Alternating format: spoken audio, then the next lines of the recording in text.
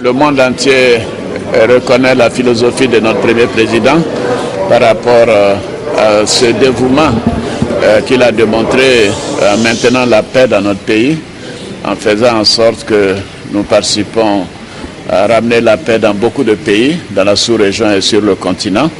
Nous avons traversé des épreuves, mais nous aspirons tous à la paix.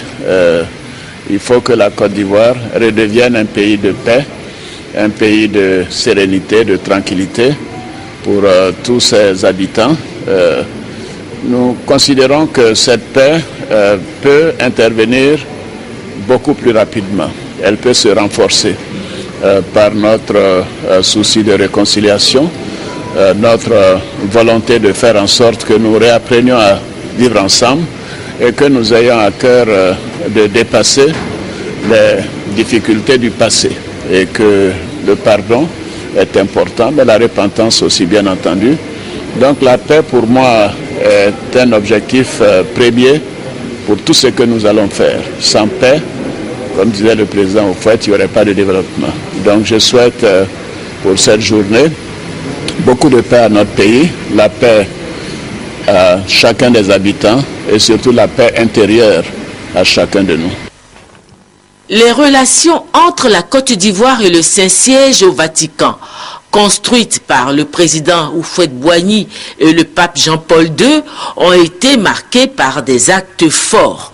On retient, situation presque unique dans le monde, que le pape Jean-Paul II est venu 3 fois en Côte d'Ivoire, en 1980, en 1985 et en 1990.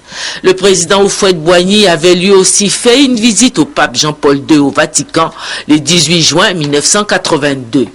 Autre fait, la basilique Notre-Dame de la Paix de Yamoussoukro, ainsi que le terrain sur lequel elle est construite, appartiennent au Saint-Siège. Le président Houphouët-Boigny lui en a fait don.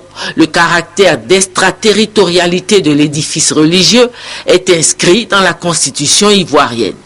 En digne héritier de l'oufouettisme, le président de la République Alassane Ouattara n'entend pas tourner cette page de longue relation de la Côte d'Ivoire avec le Vatican.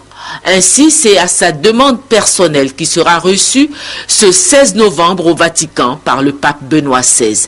Il sera ainsi le 2e chef d'État ivoirien à être reçu au Vatican par le pape.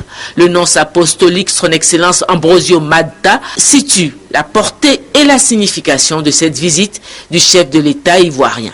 Le Saint-Siège a accepté avec beaucoup de joie le désir de son Excellence M.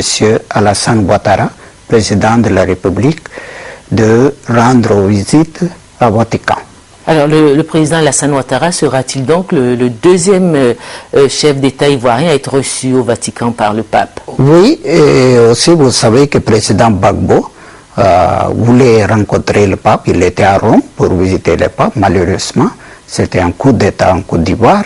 Donc il est revenu sans visiter le Saint-Siège. Donc c'est toujours, ce sont les rapports bilatéraux avec, entre les pays avec lesquels nous avons le rapport diplomatique. C'est normal qu'un chef d'État visite un autre chef d'État avec lequel ils ont les rapports d'amitié, de fraternité.